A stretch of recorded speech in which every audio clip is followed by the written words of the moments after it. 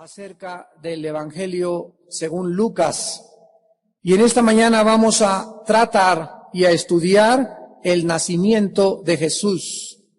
El nacimiento de Jesús en el capítulo 2 de Lucas, del versículo 1 hasta el versículo 24. La Biblia comienza en el Evangelio de Lucas ofreciéndonos un marco histórico. Porque de acuerdo a los griegos, la historia se desarrollaba en círculos o en ciclos, pero de acuerdo a la Biblia, la historia no es un ciclo, ni tampoco se desarrolla en círculos, sino que de acuerdo a la Biblia, la historia se desarrolla en una línea recta. La historia tuvo un principio y la historia tendrá una culminación. Toda la historia se dirige a la culminación del programa de Dios, donde nosotros veremos al final de la historia el triunfo del bien sobre el mal y la recompensa de aquellas personas a través de la historia que obedecieron y se entregaron y siguieron a Jesucristo, el Hijo de Dios. Entonces, cuando nosotros abrimos la Biblia, no estamos abriendo un libro de leyendas, ni de mitos, ni de mitología griega, ni de cuentos, ni de que tal vez alguien se imaginó algo, sino que estamos dentro de una narración y una descripción de acontecimientos o eventos que tuvieron lugar dentro del marco de la historia. Así pues, dice el capítulo 2 de Lucas, aconteció en aquellos días que se promulgó un edicto de parte de Augusto César. Augusto César era un emperador en los tiempos en que el Hijo de Dios iba a nacer dentro del marco de la historia. Que todo el mundo fuera empadronado. La palabra empadronado en el original griego significa censado. Y los censos se llevaban en el gobierno romano cada 14 años. Así que parece ser que aproximadamente algunos años antes y en los tiempos de Cristo, la gente comenzó a ser censada por el gobierno romano. Este primer censo en esa provincia, ¿verdad?, en el Medio Oriente, se hizo siendo Cirenio gobernador de Siria, e iban todos a ser empadronados, cada uno a su ciudad. Y José subió de Galilea, de la ciudad de Nazaret, a Judea, a la ciudad de David, que se llama Belén, por cuanto era de la casa y familia de David, para ser empadronado con María su mujer, desposada con él, la cual estaba encinta. Nosotros nos enfrentamos, abriendo Lucas capítulo 2, con que la profecía de Génesis 49, acompáñenme a Génesis capítulo 49, versículo 10, se cumplía ahora. Jacob, antes de morir, bendijo a cada uno de sus hijos, los cuales formaron cada una de las tribus de Israel. Y en el versículo 10 del capítulo 49 del Génesis, encontramos estas palabras proféticas de Jacob. No será quitado el cetro de Judá, ni el legislador de entre sus pies, hasta que venga Silo. La palabra Silo significa el enviado o el Mesías, y a él se congregarán los pueblos. El cetro de Judá había sido quitado. Ahora se encontraba bajo el gobierno romano, con Augusto César como el emperador general del imperio, como con Cirenio, gobernador de Siria, y Judea estaba incluida en este tiempo como una provincia de Siria. Herodes era el rey de Judea. Herodes descendía de Esaú, que fue el hermano, cuando, ¿se acuerdan?, nacieron Jacob y Esaú y se pelearon en el vientre de su madre y uno le agarró la mano al otro antes de salir afuera. Entonces hay una profecía en la que Esaú rechazó a Dios y el rey Herodes era edomita y descendía también de Herodes el Grande. Cuando Jesucristo nace, la tierra prometida no estaba en manos de Israel, como lo estamos viendo históricamente. Estaba en manos de un gobierno pagano, y los sacerdotes de Dios ya no eran los ministros de Dios, sino sirvientes asalariados de un mundo pagano, secular e idólatra. Pero ahora llegaba y venía al mundo Silo, el Mesías, y su llegada al mundo estuvo rodeada dentro de un marco de eventos extraordinarios que en esta mañana los vamos a analizar. Veamos en primer lugar de los versículos que acabamos de leer, 3 sucesos notables.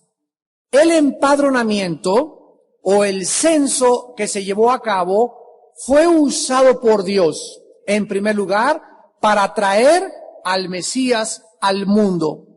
La profecía decía, vayamos a Miqueas capítulo 5, versículo 2, 650 años antes de que el Mesías naciera, el profeta hebreo escribió con detalles dónde iba a nacer el Hijo de Dios. Miqueas 5:2. Pero tú, Belén Éfrata, pequeña para estar entre las familias de Judá, de ti me saldrá,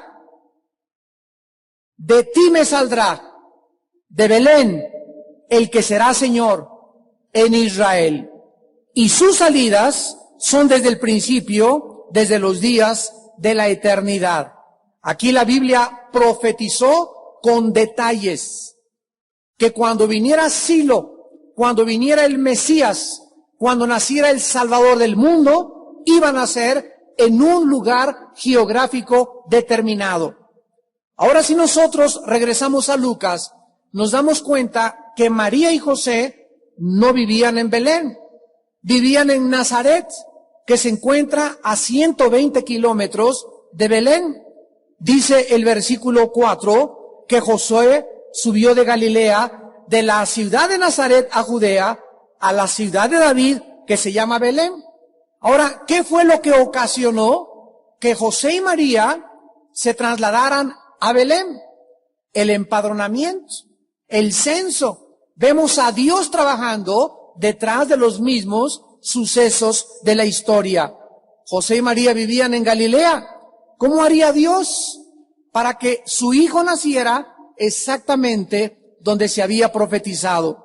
El empadronamiento o el censo sucedió en el tiempo y de la manera exacta. Todo el mundo tenía que regresar al lugar de su nacimiento para censarse y pagar sus impuestos. Dios estaba controlando todos los eventos milagrosamente de la historia para que su palabra se cumpliera. Dice en Isaías capítulo 14, versículo 24, Jehová de los ejércitos juró diciendo, ciertamente se hará de la manera que lo he pensado y será confirmado como lo he determinado. Todas las profecías escritas en la palabra y todo lo que Dios dice tiene que tener su cumplimiento. Y vemos en el nacimiento de Cristo que un suceso extraordinario comienza a desarrollarse para que el Mesías naciera exactamente en el lugar, en el tiempo y a la hora en la que Dios había determinado que naciera. En segundo lugar, vemos que el censo forza a José y a María a ir a Belén. Todos tenían que regresar, como dijimos, al lugar de su nacimiento. Y veamos los detalles al describir este viaje hacia Belén. Dice la Biblia que tenía que subir, versículo 4, de Galilea a Judea, a la ciudad de David, que se llama Belén. La palabra Belén viene de dos raíces hebreas. Beth Lehem, que significa la casa del pan. La casa del pan. La palabra Nazaret o Nazaret significa rama o ramas. Entonces nosotros nos encontramos con que en los tiempos de Jesucristo muchos sabían que Cristo y el Mesías iba a nacer en Belén. Por ejemplo, en Mateo 2, del 5 al 6, los escribas sabían dónde iban a nacer. Cuando se acercaron con Herodes, le dijeron, Mateo 2:5, en Belén de Judea, porque está escrito por el profeta, y tú, Belén, de la tierra de Judá, no eres la más pequeña entre los príncipes de Judá, porque de ti saldrá un guiador que apacentará a mi pueblo Israel. Y en Juan capítulo 7, versículo 40 al 42, la multitud, oyendo las palabras de Jesucristo, decían, verdaderamente, este es el profeta. Otros decían, este es el Cristo, pero algunos decían, ¿de Galilea ha de venir el Cristo? ¿No dice la Escritura que de el linaje de David y de la aldea de Belén, de donde era David, ha de venir el Cristo? Hubo entonces disensión entre la gente a causa de él. Vemos pues que el mismo mundo estaba consciente de las profecías del profeta hebreo, que iban a ser en la ciudad de Belén. Y finalmente, el censo que se lleva a cabo antes de que nazca Cristo ocasiona, en tercer lugar, que se cumplan las Escrituras a pesar de los planes humanos. Dice Lucas 2, del 5 al 6, que iba a ser empadronada María, la mujer de José, desposada con él, la cual estaba embarazada. Y aconteció que estando ellos allí, exactamente en el momento en que estaba lista María a dar a luz, se encontraban en Belén.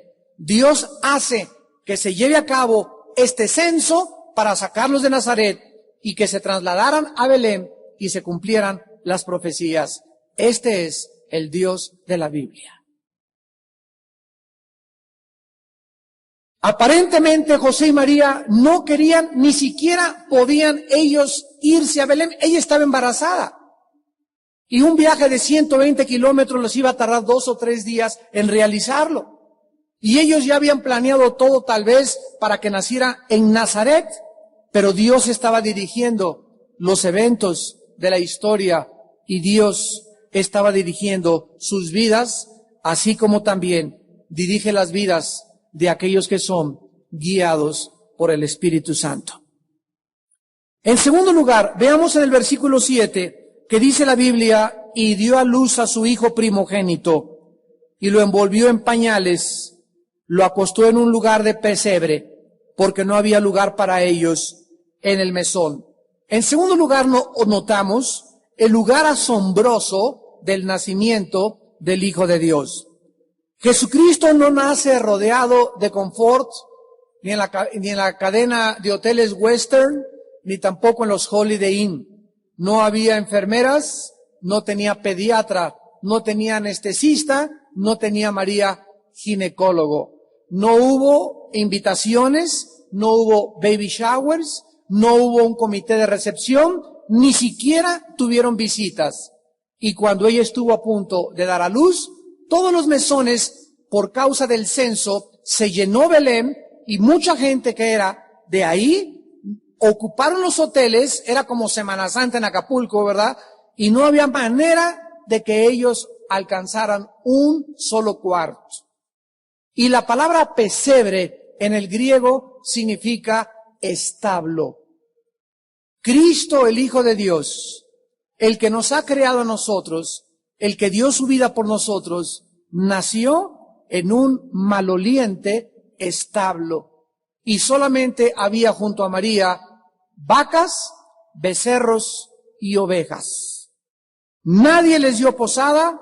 El Salvador de la humanidad nació en un mundo maloliente, egoísta, corrupto y pecador. En tercer lugar, dice el versículo del 8 al 10, que había pastores en la misma región que velaban y guardaban las vigilias de la noche sobre su rebaño. Aquí se les presentó un ángel del Señor, y la gloria del Señor los rodeó de resplandor y tuvieron gran temor. Pero el ángel les dijo, no temáis, porque aquí os doy nuevas de gran gozo, que será para todo el pueblo, que os ha nacido hoy en la ciudad de David, que ya vimos es Belén, un Salvador, que es Cristo el Señor. Esto os servirá de señal. Hallaréis al niño envuelto en pañales, acostado en un pesebre. Cualquiera pensaría que un ángel no se le aparecería jamás a simples y humildes pastorcitos, sino a los religiosos de ese tiempo, a los estudiosos de las profecías, y los pastorcitos eran en aquella época tenidos en muy baja estima.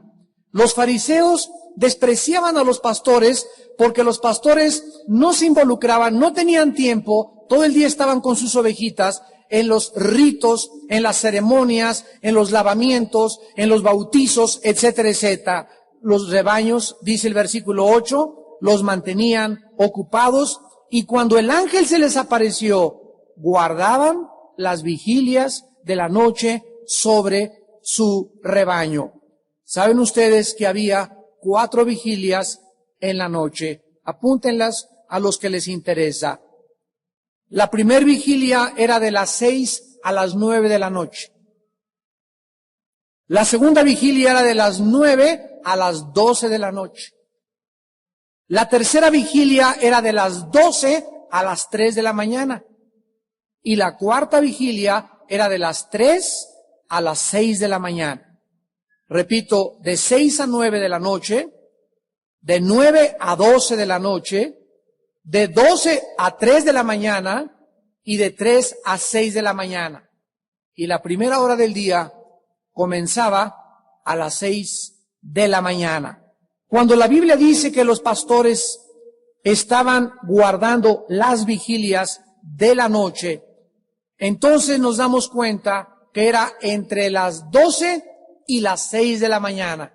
La aparición del ángel fue aproximadamente en la madrugada a estos pastorcitos.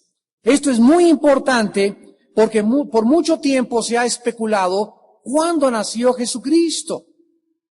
Y los historiadores y los teólogos y los estudiosos han rascado e inquirido e investigado y analizado cuándo nació Jesucristo.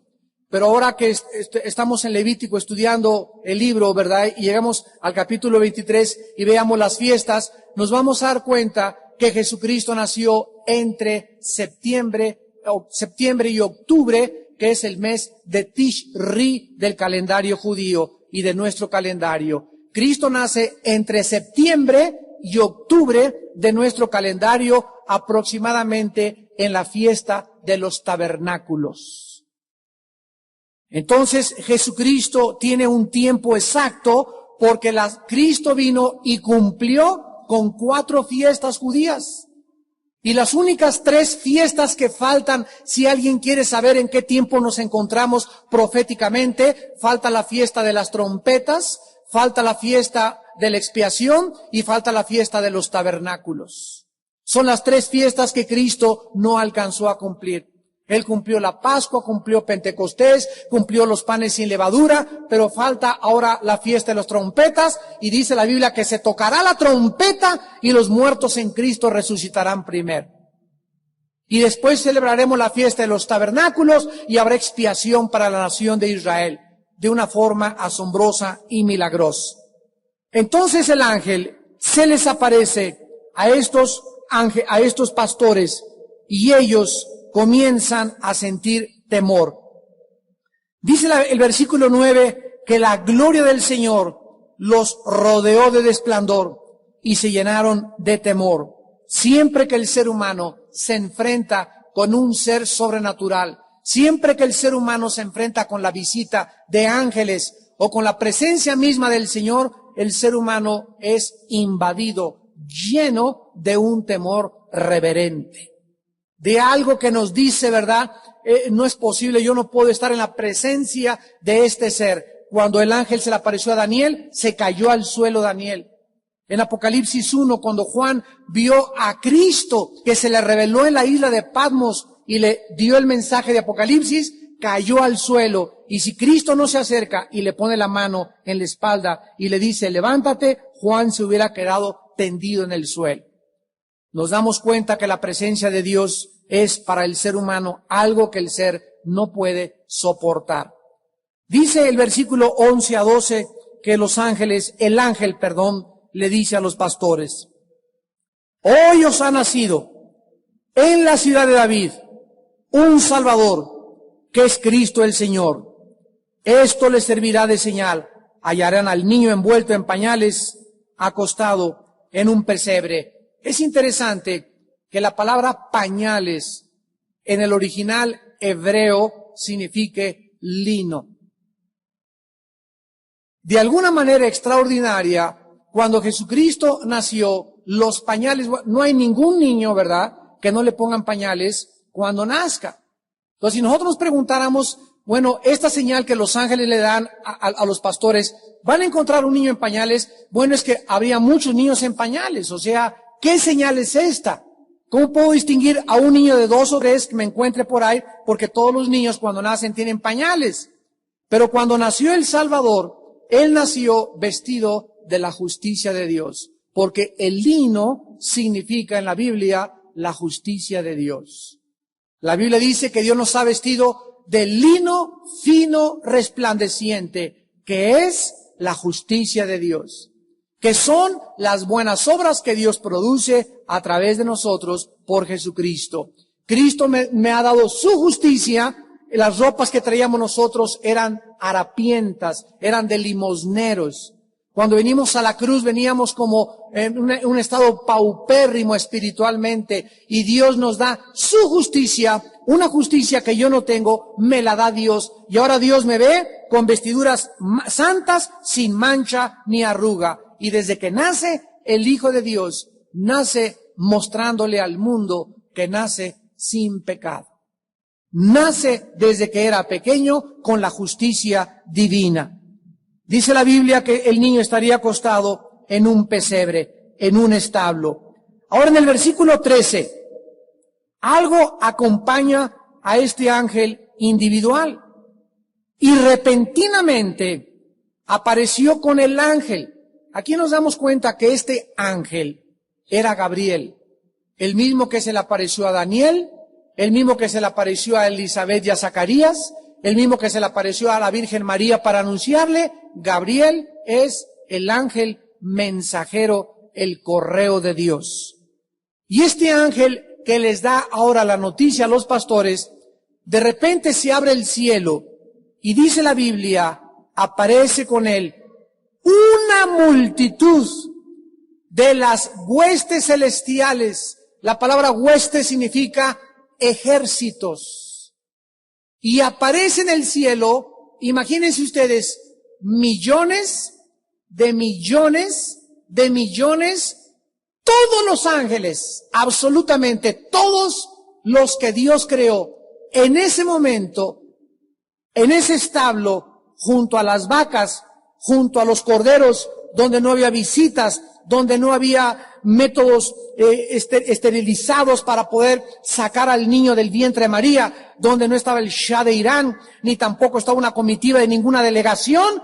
En el mundo espiritual, millones de ángeles, todos se juntaron para acompañar el nacimiento del Hijo de Dios.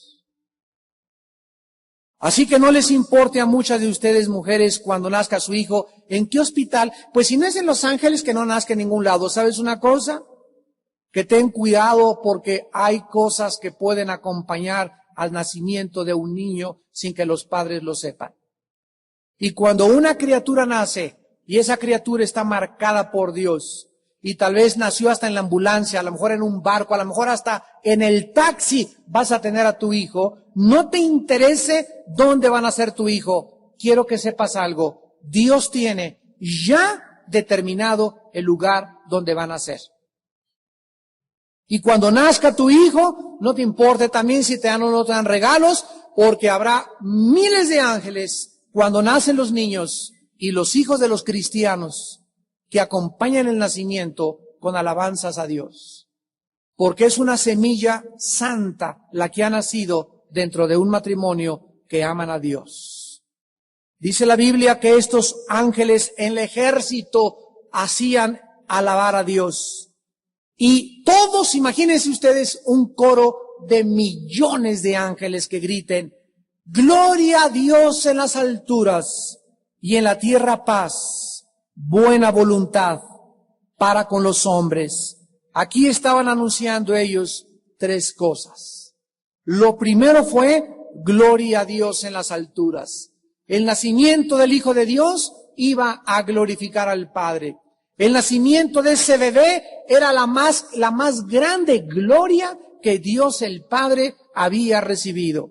Y esta gloria no era en la tierra, esta gloria era en las alturas. Pero en la tierra se anunciaba la paz. Esta palabra paz en el griego es eirene, con E de Enrique al principio, E-I-R-E-N, eirene, y significa unir dos cosas que estaban separadas. Es lo que significa la palabra paz, unir dos cosas que estaban separadas. Cuando un ejército, hagan de cuenta, México se pelea contra Guatemala y hay paz, ¿qué significa? Que antes de la paz había enemistad. Cuando un hombre y una mujer en un matrimonio están peleados, se levanta una barrera de enemistad. El pleito, el odio, la falta de perdón nos separa. La paz se lleva a cabo cuando las dos cosas que estaban separadas, ¿qué cosa? Se unen. Y aquí la Biblia nos muestra que Dios está acá y nosotros estamos acá, y en medio de tú y Dios, antes de que tú fueras cristiano, había una barrera de enemistad. Dice Romanos 5:10 que éramos enemigos de Dios. ¿Y saben ustedes quién fue el que nos juntó a Dios y a nosotros? Nos juntó Jesucristo. Y el punto de unión fue su cruz. La cruz del Calvario fue el lugar donde Dios une al Padre y a la raza humana mediante la sangre de Jesucristo. Dice en Efesios 2 y en Colosenses capítulo 1 que su sangre hizo que nos reconciliáramos con el Padre. Él hacía esto. Ahora, cuando los ángeles dicen paz en la tierra, hay dos cosas que se interpretan. La primera, es interesante que durante 6,000 años de historia, de acuerdo al Instituto para la Investigación de la Paz en Suecia, Estocolmo, durante 6,000 años de historia hemos tenido 25 años de paz. De 6,000 años, saca tu porcentaje, 25 años de paz. O sea que toda la historia humana es una historia de guerras, tras guerras, tras guerras, tras guerras y guerras. Revoluciones, pueblo contra pueblo, padres contra hijos, hijos contra padres. Y de estos 25 años de paz que la historia ha conocido, precisamente cuando Jesucristo vino al mundo, era uno de esos tiempos excepcionales en los que estaba lo que dicen en latín la Pax Romana. El mundo no estaba en guerra, no había problemas, había tranquilidad. Y cuando los ángeles dicen paz en la tierra, en segundo lugar dicen buena voluntad para con los hombres, o para con los hombres de buena voluntad. No puede haber paz en tu corazón, amigo que me escuchas, ustedes allá también por la televisión, hasta que tú no hagas la paz con Dios.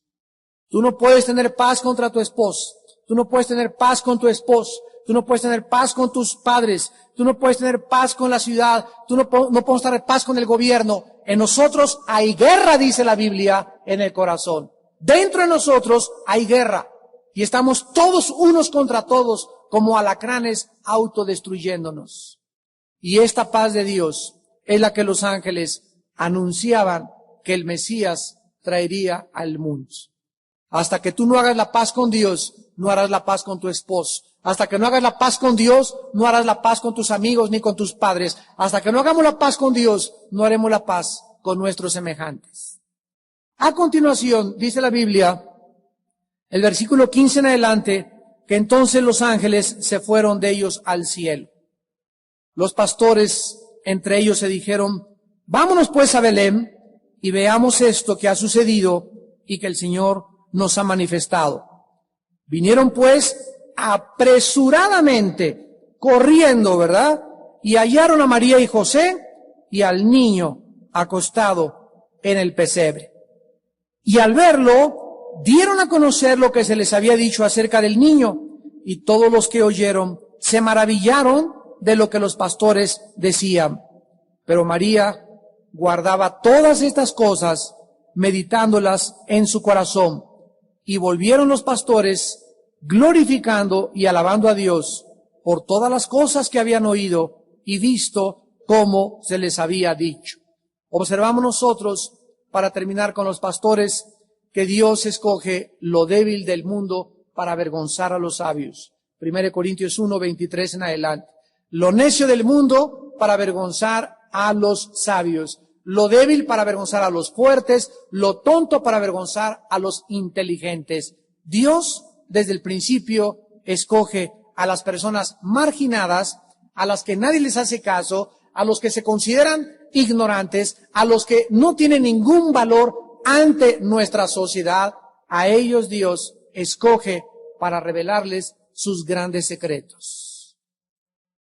Te doy gracias, Padre, dijo Cristo en Mateo 11:25, porque estas cosas se las escondiste a los sabios y a los entendidos y se las revelaste a los niños.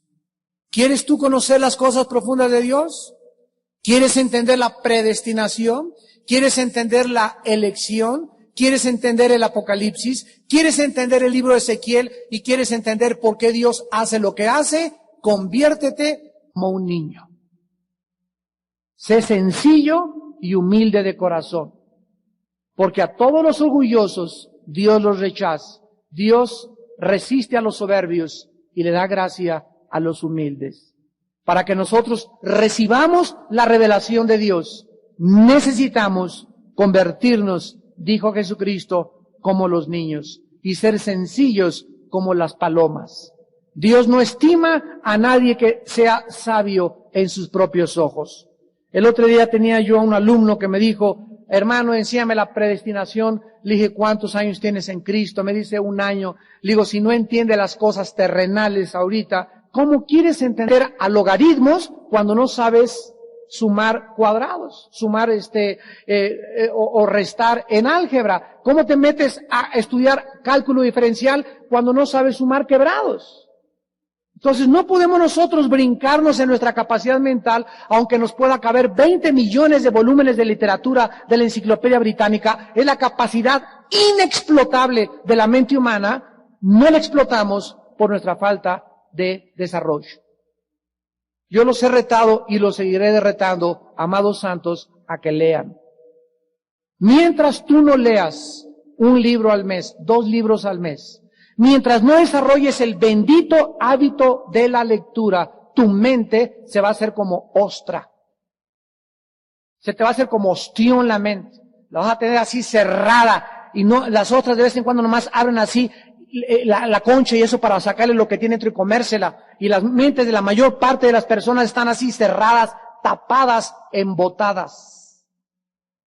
Y llegan al movimiento de Dios, del Espíritu de Dios, y no tienen la percepción y el discernimiento para entender las cosas espirituales, y luchan, y se desesperan. ¿Y cuál es la raíz?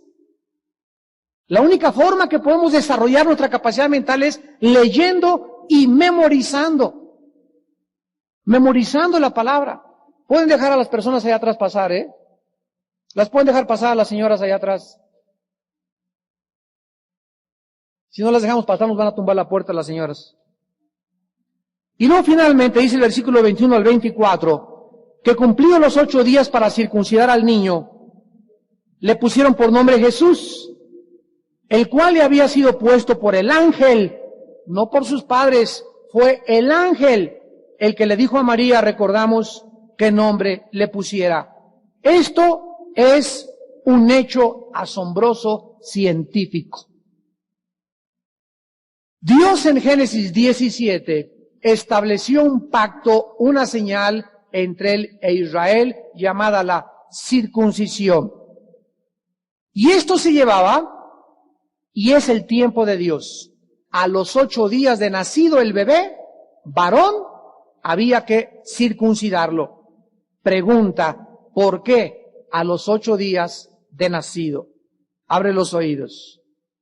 Este rito de la circuncisión se llama en hebreo el Brit Milá.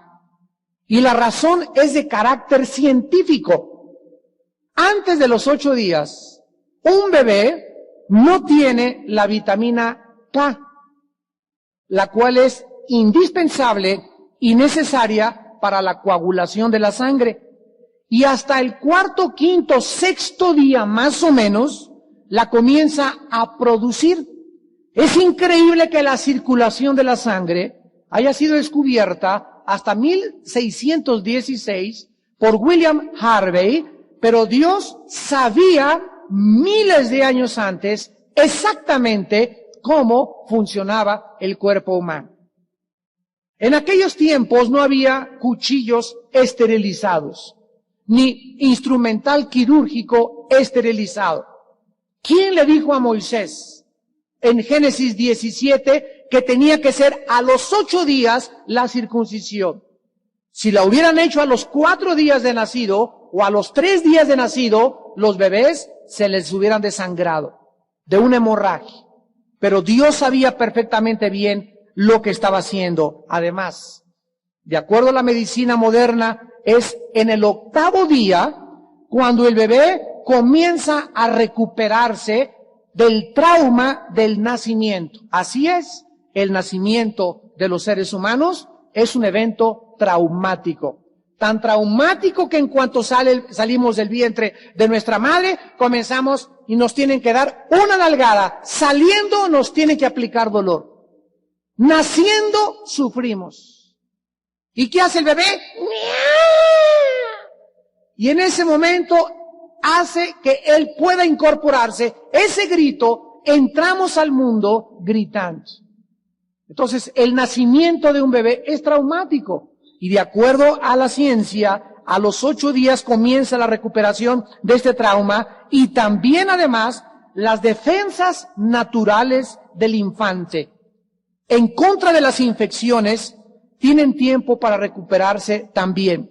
Pues es cuando los glóbulos blancos, que es la línea de los Packers, ¿verdad? Con el fútbol americano, los defensivos, la defensa contra los gérmenes invasores, que son los glóbulos blancos, han alcanzado el nivel óptimo de eficiencia a los 8 días de nacido. En tiempos de Abraham, nadie sabía esto. Sin embargo, ahora los científicos dicen, la Biblia tenía la razón. La Biblia no solamente nos ofrece evidencias de carácter histórico, geográfico y científico, también médico. Antes de que se descubriera, repito, la circulación de la sangre, la Biblia decía, la vida de la carne está en la sangre. En épocas de la Edad Media, se desangraba a las personas, se les ponían aquí como conchas atrás para que le chuparan la sangre, para desangrarlos. Uno de los hombres famosos en la historia que murió por esta equivocada medicina fue Benjamin Franklin, uno de los presidentes de Estados Unidos. Lo mataron desangrado. Y cuando descubrieron 56 años después de Benjamin Franklin, a finales del siglo pasado, y cuando William Harvey hace 4 siglos descubrió que era lo contrario, que era la sangre, la vida del cuerpo, comenzaron a darse cuenta que la Biblia tenía la razón. Y finalmente dice el versículo 22, que cuando nació Jesucristo, se llevaron a cabo 3 ritos de acuerdo a la ley. El primero era la purificación de José y de María. ¿De qué nos habla esto? Que José y María no se consideraron perfectos nunca, ni tampoco María, sino que la ley judía en Levítico capítulo 12 obligaba a las mujeres que tuvieran a un bebé que se purificaran cuando naciera el niño 40 días. Y si era niña, 80 días. La purificación de María necesitaba atravesar 40 días porque había sido varón. Cuando era mujer, era el doble de la purificación de la mujer, 80 días. Levítico 2. ¿Por qué María se tuvo que purificar? Porque de acuerdo a la ley, ella damas y caballeros, sabía que no era pura de nacimiento, como nadie lo ha sido más que el Hijo de Dios. María atravesó el rito de la purificación. En segundo lugar, dice la Biblia que también, versículo 23, como está escrito, el varón que abriere la matriz será llamado santo al Señor. En segundo lugar, había la ceremonia de la dedicación de los varones al Señor. Éxodo 13:2. Conságrame todo primogénito, cualquiera que abre matriz entre los hijos de los hombres, así sean de los hombres como de los animales, mío es. Versículo 12 de Éxodo 13. Dedicarás a Jehová todo aquel que abriere matriz, y asimismo todo primer nacido de tus animales, los machos serán de Jehová. En segundo lugar, tenían al niño que dedicarlo al Señor, que es lo que hacemos aquí el segundo domingo de cada mes. Todos ustedes que tienen niños chiquitos, la Biblia dice que tenemos que traerlos y dedicarlos a Dios, no para cumplir la ley, sino como en un acto de agradecimiento a Dios. Padre, gracias por esta criatura que me has dado. Quiero decirte que es tuya. Cuando tú haces esto delante de la iglesia, de tus hermanos, y se le entregas a Dios, en ese momento Satanás queda hecho a un lado y no puede tocar a tu bebé. Porque ese bebé, dice 1 Corintios 7, es santificado por el Padre. Si tu esposo no es cristiano, es santificado por la madre. Si él es cristiano y ella no es cristiana, es santificado por el Padre. Pero si los dos padres son inmundos, vuestros hijos también lo son. Y la única protección que nuestros hijos tienen es nuestra santidad, damas y caballeros. Y finalmente, dice el versículo 24, para ofrecer el tercer rito que hicieron José y María, conforme a lo que dice la ley, un par de tórtolas y 2 palominos. Ellos tuvieron que hacer la ofrenda a los pobres. De acuerdo a Levítico 5, versículo 7, las tórtolas y los palominos eran la ofrenda de las familias más pobres de Israel. Los padres de Jesucristo eran considerados de los más pobres que había cuando nació el Mesías. Dice la Biblia en 2 de Corintios 8:9, él siendo rico se hizo pobre por nosotros, para que nosotros con su pobreza fuésemos enriquecidos. La pregunta que quiero terminar en esta mañana es la siguiente: ¿por qué tuvieron los padres de Jesús y el mismo Jesús que fue circuncidado y después bautizado por Juan 30 años después, por qué tenían que cumplir todos estos ritos conforme a la ley de Moisés? La respuesta está en Mateo 5, 17 al 18, cuando Jesús dijo, he venido a cumplir la ley. He venido a hacer todo lo que la Torah dice. No he venido a abrogar la ley. He venido a someterme, yo que hice la ley, yo que soy el Dios del universo, bajo a este mundo, me quito mis vestiduras reales, me pongo vestiduras harapientas como seres humanos y tomo la forma de un siervo semejante a ustedes, y estando en esta forma de siervo, yo, el creador del universo, me someto a mi Padre, y mientras estoy en esta tierra, guardo la ley de Moisés. Y en segundo lugar, en Gálatas 4, del 4 al 5, la Biblia nos responde, cuando vino el cumplimiento del tiempo, Dios envió a su Hijo nacido de mujer y nacido bajo la ley.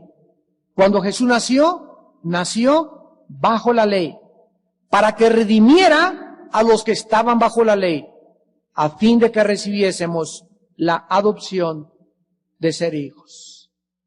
Una de las cosas que manifiesta el pecado es la rebelión humana. Todas las personas que son rebeldes en esta vida manifiestan la maldad más grande del corazón humano. Ayer estábamos platicando con unos hermanos pastores y mi esposa, y llegamos a esta conclusión. Es increíble, tú puedes tratar a una persona, ¿cómo estás, Panchito?, etcétera, etcétera, 4 o 6 meses, pero hasta que esa persona se le pone presión, hasta que a esa persona se le manda a hacer algo o se tiene que someter a algo, tú no descubres lo que Panchito tiene en su corazón, porque ahí es cuando brincamos. Una de las cosas más difíciles que los seres humanos tenemos es someternos a la ley. Llegas aquí abajo al estacionamiento y un hermano te dice, no te estaciones ahí, pues vas y te estacionas ahí para llevarle a la corriente. ¿Y tú quién eres? Ese es tu corazón. Alguien te dice, no se siente ahí, yo me siento donde yo quiera. ¿Por qué? Porque entre nosotros existe esa maldad de la rebelión. Y esto no debe ser así con ustedes como hijos de Dios. Porque si Jesucristo con su vida nos muestra que Él vino a someterse y a decirle a Juan el Bautista, miren, cuando llegó Cristo al río Jordán, le dijo a Juan el Bautista, a sus órdenes, mi general. Cristo le dice a Juan el Bautista, vengo a ponerme bajo tus órdenes. Y Juan dice, no puede ser. Yo soy el que te tengo que decir, mi general. Y le dice Cristo, hazlo y sométete, porque es necesario que se cumpla toda justicia. Porque así está escrito, que me venga y antes de iniciar mi ministerio, para tener autoridad necesito estar bajo autoridad. No hay autoridad sin autoridad. Apúntalo. No hay autoridad sin autoridad. ¿Quieres tener autoridad espiritual? Sométete a alguien antes que Dios te dé esa autoridad. Si yo quiero tener autoridad, tengo que estar sometido a la autoridad antes de ejercer la autoridad. Porque si no estoy sometido a una autoridad, no tengo ninguna autoridad. Lo que yo busco no es autoridad, es controlar. Y la autoridad no es controlar ni dominar. La autoridad es servir a los demás. Y mientras tú no comprendas esto, no comprenderemos el ejemplo del Hijo de Dios. Oremos. Señor, te damos gracias por habernos traído al Mesías. Te damos las gracias por habernos traído, Señor, a tu Santo Hijo Jesucristo, Mashiach Adonai. Gracias por la vida y el ejemplo de Jesús, que siendo en forma de Dios, no estimó el ser igual a Dios como cosa que aferrarse, sino que se despojó. Se quitó sus ropas reales y aceptó bajar a este mundo para nacer a través de una mujer nacida bajo la ley, desposada con un hombre bajo la ley, provenientes los dos de la casa de David, y nacer en la aldea que tú predestinaste que naciera, para mostrarnos que la historia está controlada por tu soberanía. Te damos gracias, Padre, porque si la historia está bajo tu control, aunque no lo parezca a nuestros ojos, nosotros estamos seguros en tus manos. Porque si tú tienes cuidado de las naciones, si tú tienes cuidado que se cumpla tu palabra con los reyes de la tierra, si los pelos de nuestra cabeza están contados y los pájaros en el campo no se caen, uno solo sin tu voluntad, cuánto más nosotros que diste a tu Hijo por nuestros pecados y ahora nos llamas hijos y nosotros te decimos Padre. Gracias, Padre, porque nada nos puede separar de tu amor y ejemplo nos dejaste para que siguiéramos sus pisadas. Te pedimos en el nombre de Jesús que nos santifiques en tu palabra, que nos hagas cada vez más humildes, más sencillos, más sumisos a tu voluntad, porque los que son de Cristo han crucificado la carne con sus pasiones y sus deseos. Te damos la gloria, Jesús, y te bendecimos por lo que hiciste por nosotros en esa cruz, por los siglos de los siglos.